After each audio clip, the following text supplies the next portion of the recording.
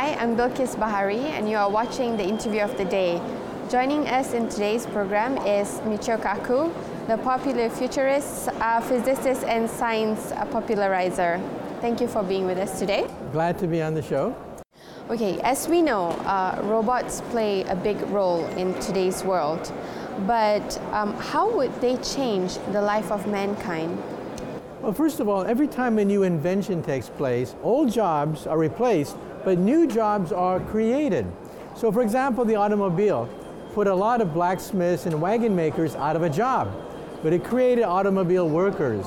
Now in the future, the robotics industry will be bigger than the automobile industry. That's how big it's going to be. In fact, your automobile is going to become a robot. You will talk to it. You'll argue with it. You'll have discussions with your car, which is now intelligent, and your car will park itself. You simply tell the car, park yourself, and the car will park itself. So there's going to be jobs for servicing, repairing, maintaining, designing new robots. And that's where a lot of job opportunities open up. Now, some jobs are going to be replaced. Repetitive jobs, watch out. Factory jobs, got to be careful. But there are going to be other kinds of jobs that are semi-skilled that are opening up because of robotics. So what kind of jobs are these that will be opening up because of robots? Well, for example, teaching. In the future, courses will be online. Students can simply download the lecture, but who's going to grade their homework assignment? Who's going to do career guidance? Who's going to give them advice? Humans. So teachers are going to become more like mentors rather than simply teaching what's in the book. Also, things that are creative, poetry, writers, songwriters, artists. Robots are not creative. They're adding machines. And because robots are adding machines, they give the appearance of being intelligent, but they add 1,000,000 times faster than us, but they're adding machines. They're not creative. Take a look at a stockbroker, for example. You can buy stocks on your wristwatch. Why do you need a stockbroker? Because you want someone with experience, know-how, somebody who understands the stock market, who has experience with the stock market. That's why you go to a stock market analyst. And so there are going to be plenty of jobs, but they're going to be different quality, different kind of jobs, which require more education. So that's the key. The key to the whole puzzle is to educate workers so they can thrive in this new economy. Do you think that humanity have a future after Earth? After what? After Earth. I think that we are going to go into outer space starting next year. Already the United States has committed to going back to the moon, then on to Mars, and then on to the asteroids. And we have not one moon rocket, but 2 moon rockets. Elon Musk has the Falcon Heavy. NASA has the SLS booster rocket, 2 rockets that are capable of going to the moon. And Elon Musk's rocket is for free.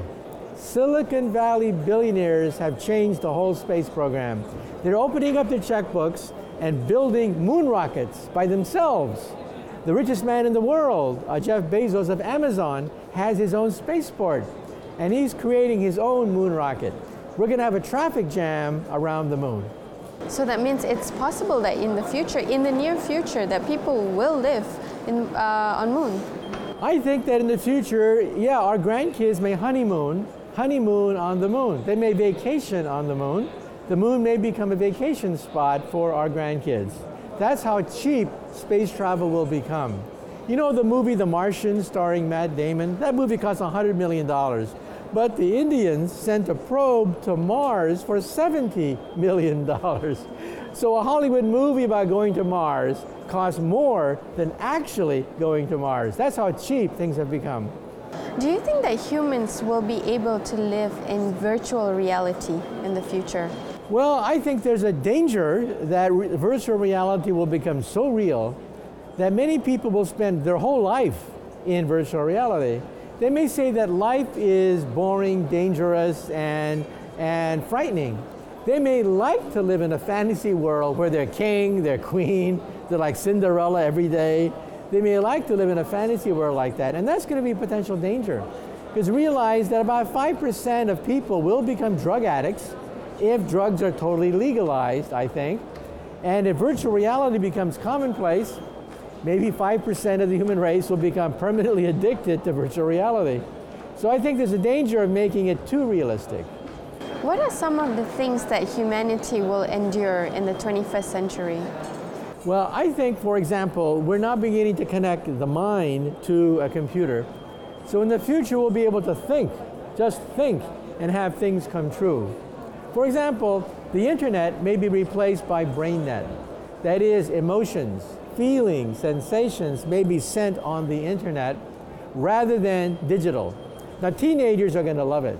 Teenagers already put happy faces at the end of every sentence. Why? Why not put the real emotion at the end of every sentence? Thank you very much for being with us today, Michio. Thank you.